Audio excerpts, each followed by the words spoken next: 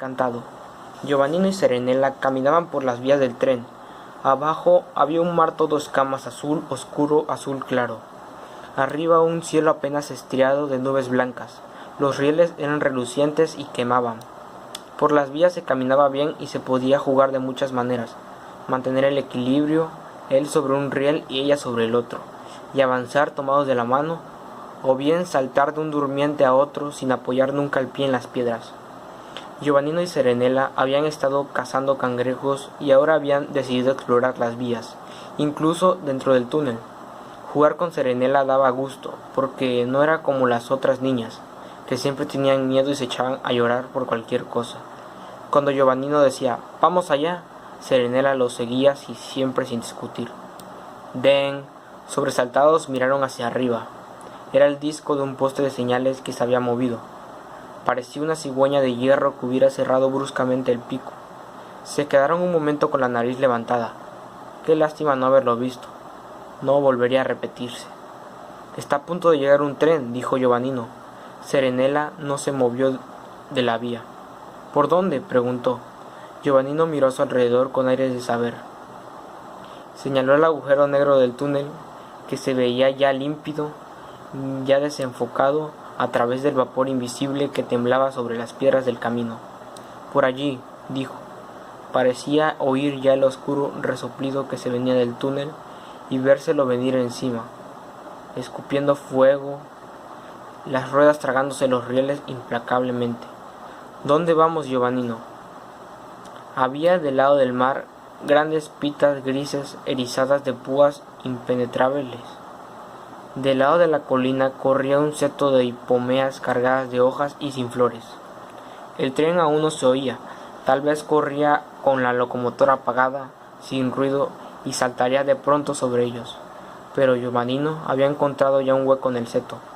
Por ahí, debajo de las trepadoras, había una vieja alambrada en ruinas. En cierto lugar se enroscaba como el ángulo de una hoja de papel. Giovannino había desaparecido casi y se escabullía por el seto. Se hallaron en el rincón de un jardín, los dos a cuatro patas en un arriate, el pelo lleno de hojas secas y de tierra. Alrededor todo callaba, no se movía ni una hoja. «Vamos», dijo Giovannino, y Serenella dijo «sí». Había grandes y antiguos eucaliptos de color carne y senderos de predegulo. Giovannino y Serenella iban a puntillas, atentos al crujido de los guijarros bajo sus pasos. ¿Y si en ese momento llegaran los dueños? Todo era tan hermoso, bóvedas estrechas y altísimas de curvas hojas de eucalipto y retazos del cielo, solo que sentían dentro esa ansiedad porque el jardín no era de ellos y porque tal vez fueran expulsados en un instante. Pero no se oía ruido alguno. De un arbusto de madroño, en un recodo, unos gorriones alzaron el vuelo rumorosos. Después volvió el silencio. ¿Sería un jardín abandonado? Pero en cierto lugar la sombra de los árboles terminaba y se encontraron a cielo abierto, delante de unos bancales de petunias y volubilis bien cuidados, y senderos y balustradas y espalderas de boj. Y en lo alto del jardín una gran casa de cristales relucientes y cortinas amarillo y naranja. Y todo estaba desierto. Los dos niños subían cautelosos por la grava. Tal vez se abrirían las ventanas de par en par y servirísimos señores y señoras aparecerían en las terrazas y soltarían grandes perros por las alamedas.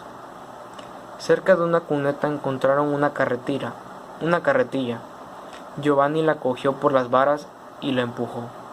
Chirriaba a cada vuelta de las ruedas como una especie de silbido. Serenella se subió y avanzaron callados, Giovanni empujando la carretilla y ella encima.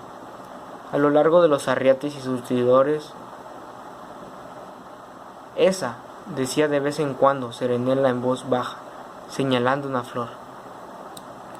Giovanni se detenía, la cortaba y se la daba. Formaban ya un buen tramo, pero al saltar el seto para escapar, tal vez tendría que tirarlas.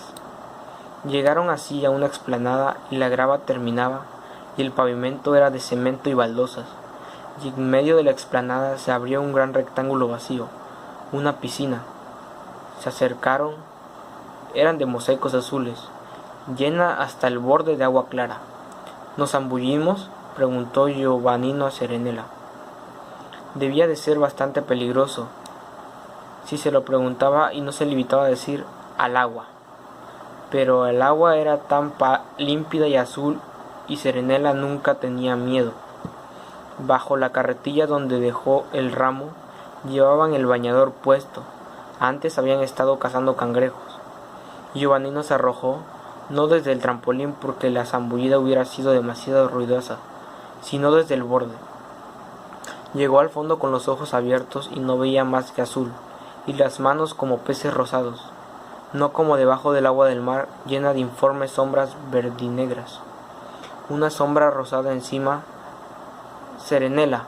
Se tomaron de la mano y emergieron en la otra punta con cierta aprehensión. No había absolutamente nadie que los viera. No era la maravilla que imaginaban. Quedaba siempre ese fondo de amargura y de ansiedad.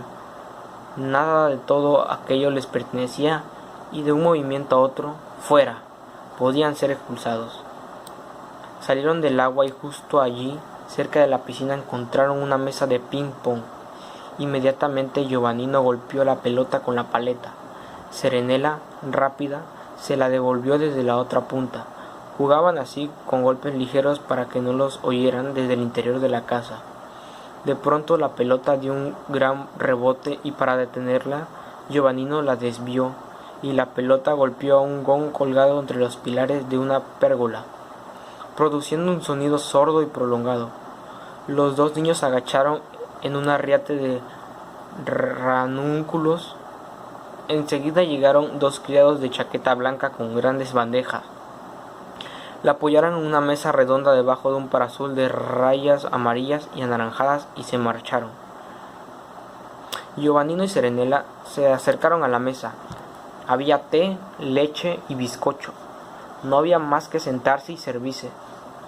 Llenaron 2 tazas y cortaron 2 rebanadas, pero estaban mal sentados, en el borde de la silla.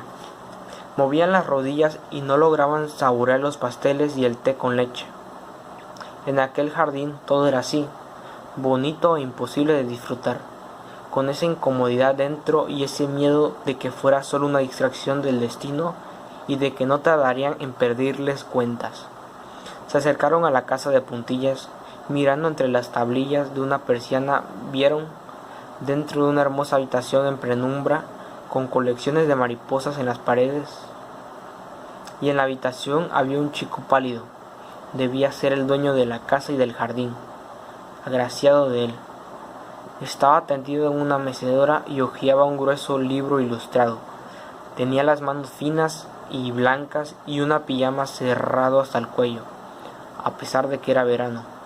A los 2 niños que lo espiaban por entre las tablillas de la persiana se le calmaron poco a poco los latidos del corazón. El chico rico parecía pasar las que lo espiaban por entre las tablillas de la persiana se les calmaron poco a poco los latidos del corazón. El chico rico parecía pasar las páginas y mirar a su alrededor con más ansiedad e incomodidad que ellos. Era como si anduviese de puntillas, como temiendo que alguien pudiera venir en cualquier momento a expulsarlo, como si sintiera que el libro, la mecedora, las mariposas enmarcadas y el jardín con juegos y la merienda y la piscina y las alamedas le fueran concedidos por un enorme error, y él no pudiera gozarlos y solo experimentase la amargura de aquel error como una culpa. El chico pálido daba vueltas por su habitación en penumbra con paso furtivo. Acariciaba con sus blancos dedos los bordes de la caja de vidrio consteladas de mariposas y se detenía a escuchar. A Giovannino y Serenela el corazón les latió aún con más fuerza.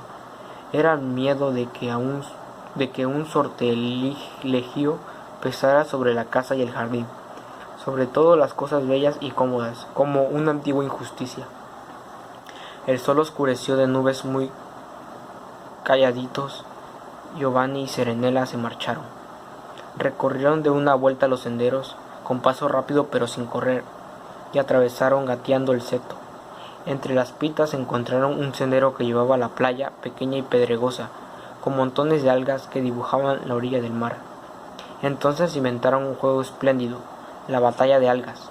Estuvieron arrojándoselas a la cara a puñados hasta caer la noche. Lo bueno era que Serenela nunca lloraba.